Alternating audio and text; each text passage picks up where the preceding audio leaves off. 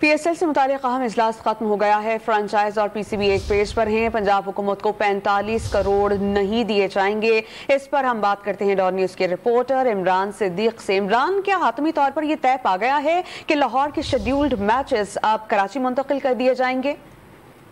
ہاں جی بالکل، گزشتہ روز جو خبر سامنے آئی تھی جس کے تحت پنجاب حکومت نے لاہور میں کرانے کے لیے 45 کروڑ روپے طلب کیے تھے، لیکن پاکستان کرکٹ بورڈ نے اس کا انکار کر دیا تھا، اور آج فرنچائز مالکان کے ساتھ پاکستان کرکٹ بورڈ کا اجلاس ہوا ہے جس میں متفقہ طور پر یہ فیصلہ کیا گیا ہے کہ پنجاب حکومت کو میچز کے لیے پیسے نہیں دیے جائیں گے۔ اگر وہ بغیر پیسے وصول کے میچز کراتے ہیں تو کل تک کا ان کو وقت دیا گیا ہے فیصلہ کرنے کے لیے۔ دو وزراء نگراں جو وزراء ہیں وہ پاکستان کرکٹ بورڈ سے رابطے میں ہیں، کیونکہ اتوار کو یہاں لاہور میں میچز شیڈول ہیں، پشاور زلمی اور 3 ٹیمیں وہاں پر موجود بھی ہیں، تو اس لیے جلد از جلد یہ فیصلہ پنجاب حکومت نے کرنا ہے کہ کیا انہوں نے بغیر پیسے لیے میچز کرانے یا پھر میچز جو ہیں وہ اس کے بعد کراچی شفٹ کر دیے جائیں گے۔ تو اب دیکھنا یہ ہے کہ کل تک پنجاب حکومت کیا فیصلہ